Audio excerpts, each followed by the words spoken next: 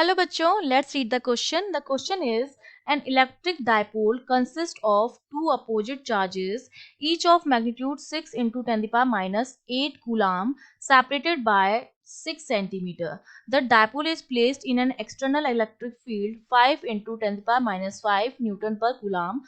How much work will an external agent have to do in turning the dipole through 180 degree starting from the position theta equal to 0 degree?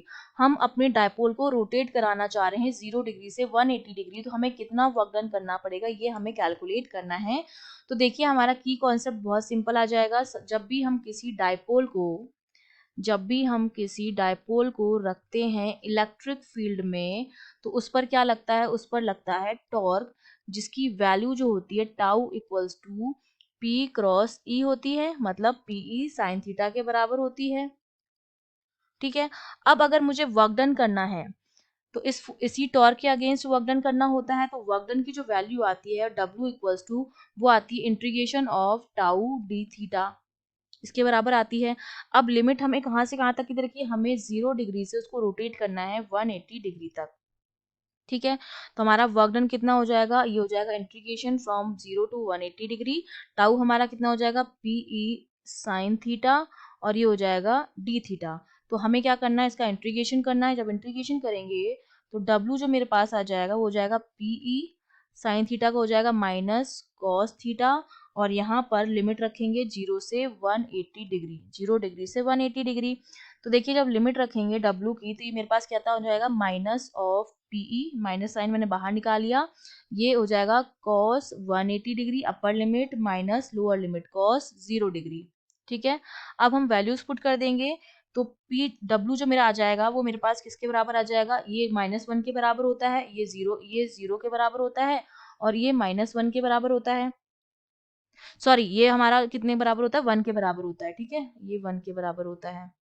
तो ये मेरे पास हो जाएगा minus minus plus हो जाएगा, plus का 2 PE के बराबर आ गया।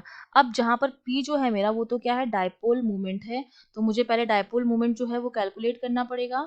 डायपोल मोमेंट मेरा क्या होता है कि अगर कोई भी दो चार्ज किसी डिस्टेंस से सेपरेट है, डी डिस्टेंस से, ये Q है और ये Q है, इक्वल और अपोजिट होते हैं, प्लस का और माइनस का, तो जो डायपोल मोमेंट आता है वो Q इंटू डी के बराबर आता है। तो डायपोल मोमेंट कितना हो जाएगा, चार्ज हमें कितना गिवन है, 6 इंटू 10 की पावर -8 इंटू डिस्टेंस कितनी है, 6 सेंटीमीटर है, तो 6 इंटू 10 की पावर -2 हो जाएगा। तो डायपोल मोमेंट मेरा आ गया 36 इंटू 10 की पावर -10, इसके बराबर आ गया है, कूलाम मीटर के बराबर। ठीक है, तो अब इसकी वैल्यू हम यहाँ पुट कर देंगे, तो W जो मेरे पास आ जाएगा वो हो जाएगा 2 इंटू डायपोल मोमेंट कितना था, 36 इंटू 10 की पावर -10, और E की वैल्यू जो है वो है 5 इंटू 10 की पावर -5। ठीक है, ये इसकी वैल्यू दे रखी है।